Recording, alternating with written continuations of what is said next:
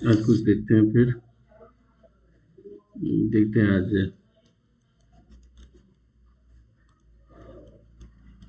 Economy को देखते हैं। इकोनॉमी में कोई टॉपिक देखते हैं। तो जैसे कि मान लो एक टॉपिक है फिस्कल पॉलिसी, मॉनेटरी पॉलिसी।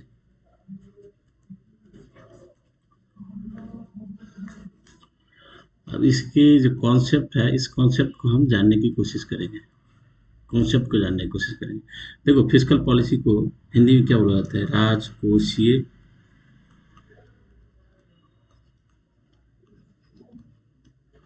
नीति। इसको बोला जाता है मौद्रिक नीति। यहाँ पे क्या है? दो शब्द है, राजकोषीय। राज, दूसरा है कोश। ठीक। अब देखो, मान लो कोई ये कोई एक स्टेट है। ठीक। अब स्टेट के अंदर ये चीज, ये क्या हो गया? ये पॉपुलेशन हो, ये पॉपुलेशन हो गया। ठीक। ये जनता हो गया हमारे जिस वहाँ का। और ये क्या है? ये राजा हो गया, किंग। किंग हो गया। या फिर मान के चलो, मतलब हेड ऑफ द स्टेट हो गया, या जो एग्जीक्यूटिव बॉडी है वो हो गया। ठीक। अब तो जब इसका होगा तो इसका एक कोष तो होगा ना। कोष मीन्स क्या होगा? जहाँ पे वो पैसे को कलेक्ट करेगा, रखेगा। ठीक। अब देखो, इसका क्या है कि अब इस राजा का या इस एग्जीक्यूटिव बॉडी का इस जनता को या इस स्टेट को रन करने के लिए बहुत सारे काम करने पड़ेंगे। ठीक। जैसे कि मान लो इसका मतलब जैसे कि इंफ्रास्ट्रक्चर डेवलपमेंट हो गया, या फिर इसका मतलब जो कि बेसिक एम्यूनिटीज होता है वो प्रोवाइड कराना हो गया, या फिर बहुत सारे सब्सिडी देना हो गया, या फिर फूड सप्लाई करना हो गया। ठीक। बहुत सारे कार्य होगा। ठीक, इस राजा को। तो इससे राजकोष, तो ये सब कहाँ से खर्चा होगा? जितना भी ये खर्चा होगा वो कहाँ से होगा? इस कोष से होगा। ठीक। जहाँ पे कलेक्टेड, जहाँ पे पैसे रेवेन्यू रखा हुआ है, ठीक, यहाँ से होगा। तो इससे रिलेटेड जो पॉलिसी एक्सपेंडि इससे रिलेटेड जो पॉलिसी बनेगी वो होगा उसका फिजिकल फिजिकल पॉलिसी। ठीक। Physical policy. अब देखो, तो इसमें मेनली क्या किया जाता है? मेनली इसमें होता क्या है? मेनली मेनली क्या होता है? जो स्टेट का जो काम होता है, स्टेट का जो काम होता है, जैसे कि बजट। बजट देखो, तो बजट में क्या होता है? टैक्सेशंस, टैक्स हो गया। ठीक। या फिर ये देखो,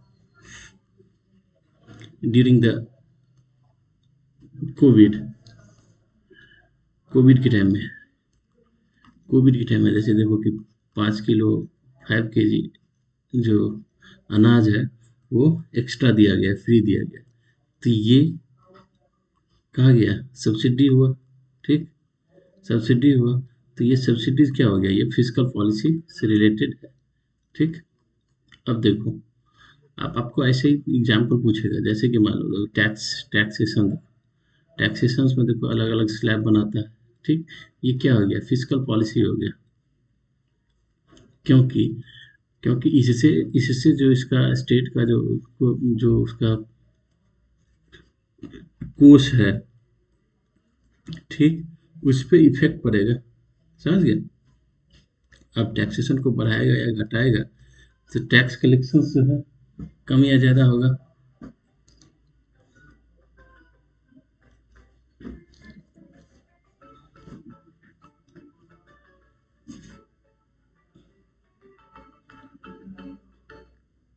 हेलो। हाँ। हाँ हाँ, बाजियो। ठीक छै, हाल चाल।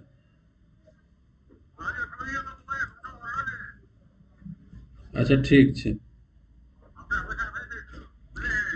अच्छा, ठीक छै, राखू, एखन बादमे। का तो जी है। ठीक। और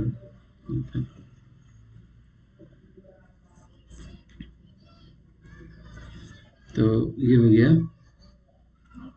फिजिकल पॉलिसी।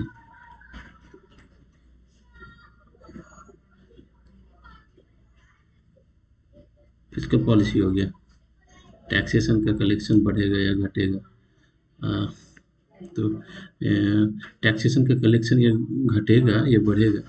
इसमें बढ़ेगा। तो इससे क्या होगा? इस पे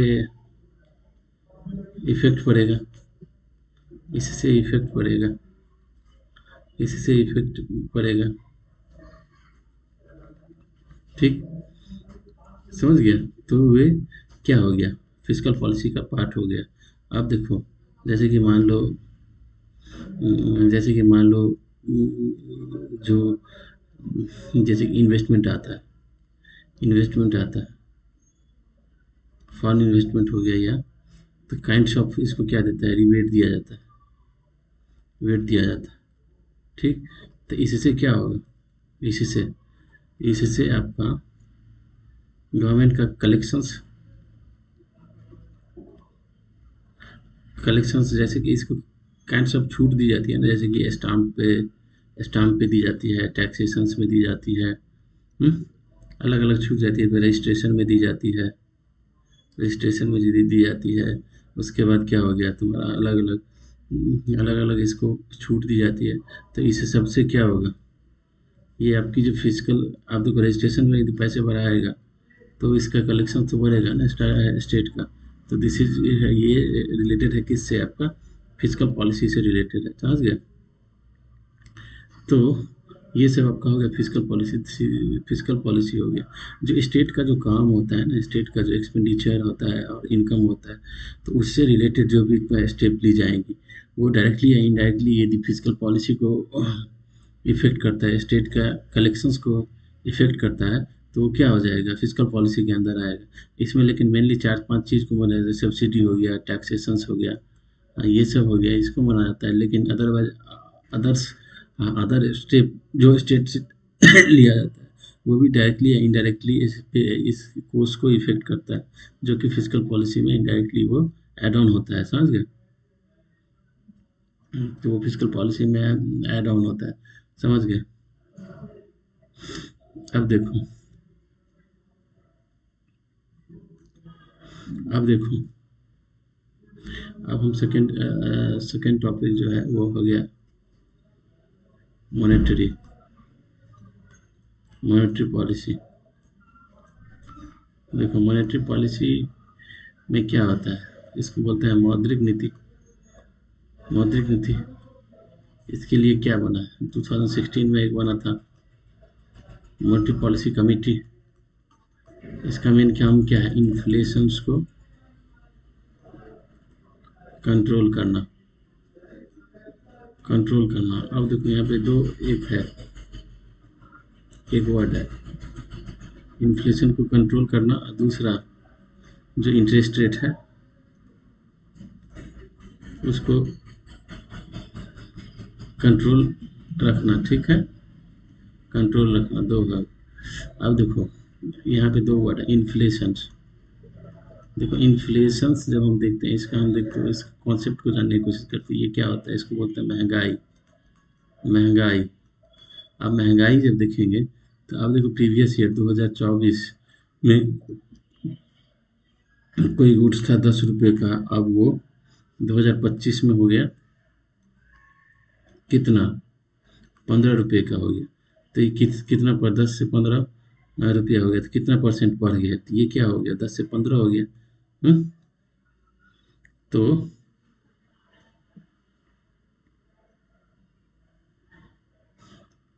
तो ये अब 10 रुपये का जो गुड्स है वो अगले साल 15 रुपये का मिल रहा है, तो वो क्या हो गया? इन्फ्लेशन हो गया। समझ गए? ईयर ऑन ईयर लेके चलता है, ईयर ऑन ईयर लेके चलता है, तो ये हो गया इन्फ्लेशन। अब जब इन्फ्लेशन से महंगाई को देखेंगे, तो अब हम यहाँ पे आके देखेंगे जो ये इन्फ्लेशन के लिए फैक्टर्स कौन से हैं। फैक्टर्स कौन से हैं, किस वजह से होता है? इसके दो तरह का रखा गया, एक रखा गया है डिमांड, दूसरा रखा गया डिमांड, और दूसरा फर्स्ट एक है कॉस्ट। कॉस्ट है, दूसरा डिमांड है। डिमांड कैसे, डिमांड से कैसे होगा? अब देखो ये 10 रुपये का गुड्स है, इसका इस साल में जो डिमांड करने वाला था 5 लोग ही था, तो इसका जो था इसमें से 1 लोग ही था। हम्म? तो इसका जो था वो 10 रुपये में ये सेल हो गया। लेकिन जब ये 10 रुपये गुड्स जो आ गया, 25 में इसका डिमांड करने वाला है, आ गया कितना, 50 लोग आ गया। तो यहाँ पे क्या बीडिंग हो गई, बीडिंग हो गई मतलब बोली लग गया, तो इसका लास्ट में जाके कितना हो गया, 15। 15। इसका मतलब क्या हो गया, 50 आदमी के पास क्या था, परचेजिंग पावर था। परचेजिंग पावर था किसके लिए, उस गुड्स के लिए, 10 रुपये के लिए, ठीक। लेकिन 15 रुपये का परचेजिंग पावर किसके पास था, कोई एक आदमी लेके खरीदा। तो ये जब डिमांड बढ़ गया, डिमांड की वजह से ये इन्फ्लेशन हो गया, ठीक। 15 रुपये का गुड्स तो हो गया डिमांड पुल। अब देखो डिमांड, अब जब डिमांड पुल इन्फ्लेशन होगा, इसका मतलब क्या हो गया, डिमांड पुल इन्फ्लेशन हो गया, डिमांड पुल इन्फ्लेशन जो हो गया, इन्फ्लेशन हो गया, उसके वजह से क्या हो गया कि purchasing power of money, money का जो परचेजिंग पावर था वो पहले 10 रुपये में खरीदा जाता था वो गुड्स, ठीक। लेकिन अगले साल क्या हो गया, 15 रुपये में खरीदा जा रहा है। मतलब क्या, मनी का परचेजिंग पावर क्या हो गया, कम हो गया। समझ गए, मनी का जो परचेजिंग पावर है वो कम हो गया। जो 10 रुपये में मिलता था वही सेम कहाँ 15 रुपये में मिलता है, तो अधिक पैसा लग रहा है ना। तो इसका मतलब क्या हो गया, पर पर पर यूनिट मनी परचेजिंग पावर कम हो गया। तो ये हो गया डिमांड पुल इन्फ्लेशंस। अब आओ देखो कॉस्ट पुल इन्फ्लेशंस।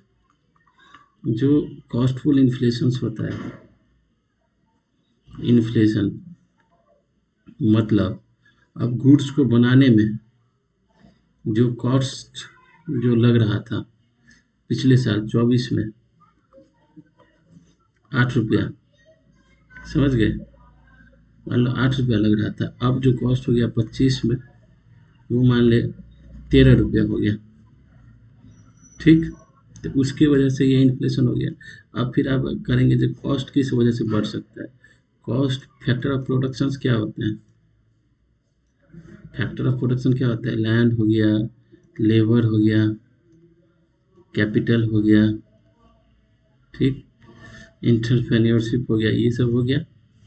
तो जो ये फैक्टर ऑफ प्रोडक्शन है वो यदि बढ़ गया तो कॉस्ट उसका बढ़ गया। मान ले लेबर है, अब देखो लेबर, लेबर है, उसने अपना बोला कि भाई वो हमको दे दो, ज़्यादा दोगे तभी हमारा पैसा ज़्यादा दोगे तभी हम तुम्हारे फैक्ट्री में काम करेंगे। तो इसकी वजह से हो गया। अब इसको हम यदि ऐड करते हैं, एक चीज़ से हम ये जोड़ते हैं, देखो जैसे कि मनरेगा है, मनरेगा की वजह से यदि लोकली उसको जॉब मिल रहा है, विलेज में जॉब मिल रहा है, तो यदि लेबर का मूवमेंट अर्बन एरिया में नहीं होगा तो लिमिटेड लेबर रहेंगे, लिमिटेड लेबर रहेगा अर्बन एरिया में। तो जब लिमिटेड लेबर है तो लेबर का डिमांड बढ़ जाएगा, सप्लाई कम होगा तो लेबर अपना बढ़ा देगा, चार्ज बढ़ा देगा, तो उसकी वजह से कम होगा। तो क्या मनरेगा कैसे इफेक्ट कर रहा है, नेगेटिव में देखोगे तो वो हो सकता है। आप फिर बोलेंगे मनरेगा में तो अनस्किल्ड जा रहा है, तो यार जो मैनुअल काम करता है उसमें तो अनस्किल्ड लेबर का जो ज़रूरत पड़ता है, तो वहाँ पे तो पड़ेगा ना। अब देखो जब हम लेबर के पे देखते हैं, लेबर पे देखते हैं, तो अब इसको हम टेक्नोलॉजी से थोड़ा सा जोड़ के देखते हैं। टेक्नोलॉजी और जिसमें कि ए आर्टिफिशियल इंटेलिजेंस या ये मशीन लर्निंग आया, जिसमें क्या किया, इस लेबर को क्या अनस्किल्ड लेबर को रिप्लेस कर दिया, ठीक, रिप्लेस कर दिया। तो ये अनस्किल्ड लेबर को मनरेगा में जॉब मिल जाएगा, ठीक, मनरेगा में जॉब मिलेगा। अब तो इससे क्या इन्फ्लेशंस कंट्रोल हो सकता है, हो जाएगा, क्योंकि लेबर की वजह से जो मान ले फैक्टर ऑफ प्रोडक्शन में होगा, जैसे मान ली एक कार है, एक कार को बनाने में लेबर चाहिए, लेबर चाहिए, लेकिन जब हम रोबोटिक्स को अप्लाई कर दिया इसमें, रोबोटिक्स को जब हम अप्लाई किए, तो जो लेबर अपना बोला है, जब भाई हम पहले 100 रुपये में काम करते थे, अब हम 300 रुपये में काम करेंगे, लेकिन हम रोबोटिक्स के थ्रू यदि हम प्रोडक्शन कर रहे हैं, तो हमें इसकी जरूरत 300 रुपये देने की जरूरत नहीं पड़ेगी। ये यदि 150 रुपये, यदि रोबोटिक्स के थ्रू 200 रुपये में ही प्रोडक्शन हो रहा है, तभी ये इन्फ्लेशन कंट्रोल होगा। ठीक, समझ गए। अब देखो लेबर क्यों करता है, लेबर ऐसे क्यों करता है, तो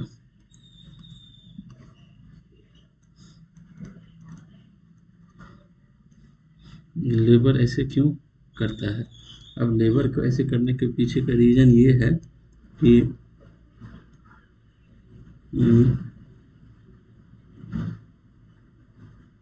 लेबर कैसे, क्या कि लेबर को यदि लगता है कि जो भाई फ्यूचर में इन्फ्लेशन बढ़ेगा और फ्यूचर में महंगाई बढ़ेगी, तो वो अपना बढ़ा देता है, अपना चार्ज को इंक्रीज कर देता है, जिसकी वजह से ये इन्फ्लेशंस आते हैं, समझ गए। अब देखो कॉस्ट फॉर इन्फ्लेशन में देखेंगे, यदि आपके पास कॉस्ट के लिए मान ली कि ट्रांसपोर्टेशंस हो गया, लॉजिस्टिक हो गया, इंफ्रास्ट्रक्चर हो गया, ये यदि बेटर नहीं है, तो इससे क्या हो गया, कॉस्ट ऑफ प्रोडक्शन बढ़ जाएगा। हुँ? तो इसकी वजह से क्या होगा, इन्फ्लेशन होगा, समझे। अब देखो क्या ये ट्रांसपोर्टेशन जो मान लो कि सही नहीं है, अब किसी गाड़ी का स्पीड आपको 40 किलोमीटर पर आवर है, उसमें डीजल का खर्चा कितना होता है, तो इसका जो व्हीकल होगा, तो वो आपका ट्रक है, उसका ट्रक का किस तरह का है, कितना लोड करता है, ठीक, बहुत सारे फैक्टर्स इसमें काम करता है, तब जाके इसका आपका होता है। लॉजिस्टिक में मान ले, लॉजिस्टिक में जैसे कि आपको मल्टी मॉडल लॉजिस्टिक पार्क बनाया जा रहा है, किस वजह से, मतलब एक ही प्लेस पे हर एक साथ फैसिलिटी अवेलेबल हो, जिससे क्या कॉस्ट ऑफ प्रोडक्शन नहीं बनेगा, तो इन्फ्लेशन इससे कंट्रोल होगा, इकोनॉमिक स्केल आएगी, ठीक। तो ये सारा इन्फ्लेशन के लिए है। दूसरा देखो मानसून, देखो मानसून यदि फेल करेगा, तो आपका एग्रीकल्चर प्रोडक्शंस क्या हो जाएगा, कम हो जाएगा, ठीक, एग्रीकल्चर प्रोडक्शन कम हो जाएगा, तो एग्रीकल्चर प्रोडक्शन कम होगा, तो इससे क्या होगा, आपका कॉस्ट जो है एग्रीकल्चर प्रोडक्शन कम हो गया, तो सप्लाई शॉक होगा, ठीक। अब सप्लाई शॉक हो जाएगा, तो फिर डिमांड तो आपका कम नहीं हो रहा, ठीक, इससे इन्फ्लेशन आ सकता है। अब देखो अब ये इससे हो सकता है इन्फ्लेशन, समझ गए। अब मानसून से केवल एक ही नहीं ना है, फ्रूट्स हो गया, वेजिटेबल हो गया, ये सब आपके इन्फ्लेशन को बढ़ा सकता है। देखो फिर इन्फ्लेशन में क्या हो, जैसे मान लो कि ब्लैक मार्केटिंग हो गया, ठीक, ब्लैक मार्केटिंग की वजह से भी हो जाएगा, जो क्या करता है, जो गुड्स है उसको क्या करता है, डंप कर लेता है अपने अंदर, और मार्केट में निकल, जैसे टमाटो और ओनियन, इसको लेके होता रहता है हर एक सीजन में, तो इसका कीमत कहाँ 80-80 रुपये चला जाता है। इसके पीछे में दो रीजन है, एक तो प्रोडक्शन के साइकिल है, उसकी वजह से होता है, और दूसरा जब ये गुड्स को क्या करता है, गोडाउन में बंद कर देता है और मार्केट में निकालता ही नहीं है, ठीक, सप्लाई को क्या करता है, वो सप्लाई को वो बंद कर देता है, तो इसके वजह से आपका इन्फ्लेशन आता है, समझ गए। तो मत जो जो आपका कॉस्टफुल इन्फ्लेशन है उसमें देखो कि आप किस वजह से कॉस्ट बढ़ सकता है, किसी भी गुड्स का कॉस्ट किस वजह से बढ़ सकता है, तो वो कॉस्टफुल में चला जाएगा। देखो इन्फ्लेशन दो तरह का होता है, एक होता है सीपीआई हो गया, सीपीआई हो गया, दूसरा होता है डब्ल्यूपीआई हो गया, होलसेल होलसेल प्राइस इंडेक्स, दूसरा फर्स्ट हो गया सीपीआई। अब देखो इन्फ्लेशन जो भी आपका होगा तो क्या सब जगह एक ही तरह का रहेगा क्या? हम्म? अब देखो कोई एग्रीकल्चर प्लॉट है, एग्रीकल्चर प्लॉट है, अब यहाँ का जो पास में रहेगा लोग, तो उसको ये जो गुड्स है वो सस्ते में मिलेगा, क्योंकि ये डायरेक्ट फार्म से ये ले रहा है।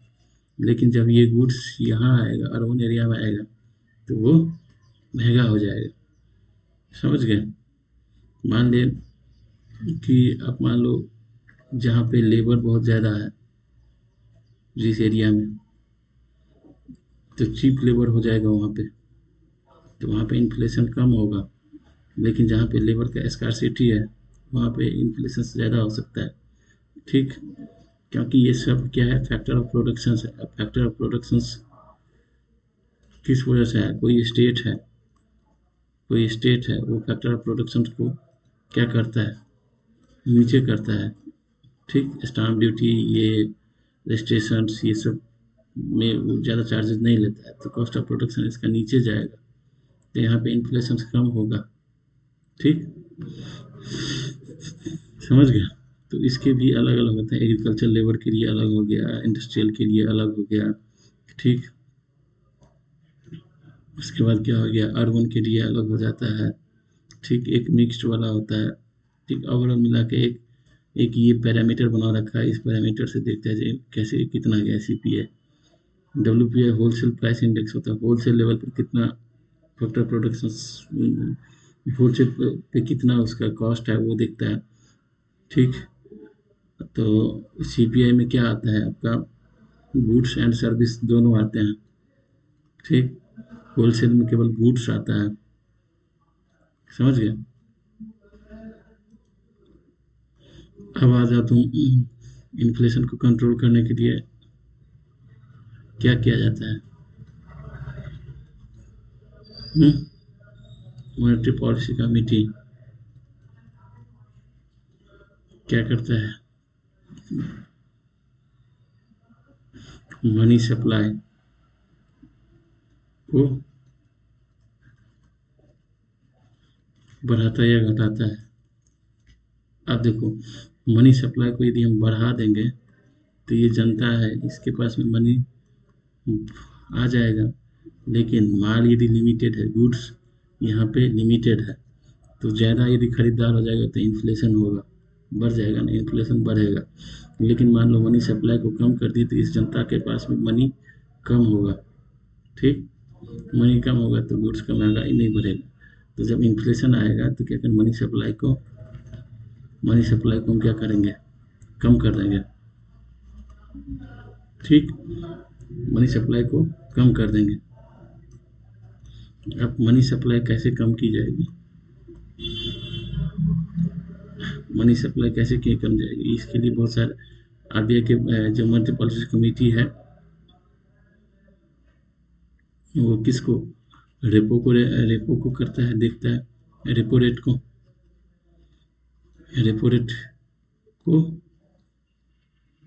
क्या करता है, बढ़ा देता है, रेपो रेट को बढ़ा देता है। ठीक, रेपो रेट को बढ़ाएगा, इसका मतलब क्या हो गया, यदि कोई बैंक आरबीआई से पैसा लेगा तो उसको ज़्यादा इंटरेस्ट देना पड़ेगा। समझ गए? ज़्यादा इंटरेस्ट देना पड़ेगा, तो इसके वजह से क्या, ज़्यादा पैसा बैंक के पास आएगा नहीं, बैंक के पास कॉस्ट बढ़ जाएगा। ठीक, तो वो इससे क्या होगा, इंटरेस्ट रेट बढ़ जाएगा। समझ गए? मनी सप्लाई, अच्छा इसको हम डिटेल्स में एक सेपरेट क्लास में हम डिस्कस करेंगे, जिसमें रेपो, रिवर्स रेपो, एमएसएफ, इस सब को डिस्कस करेंगे। ठीक।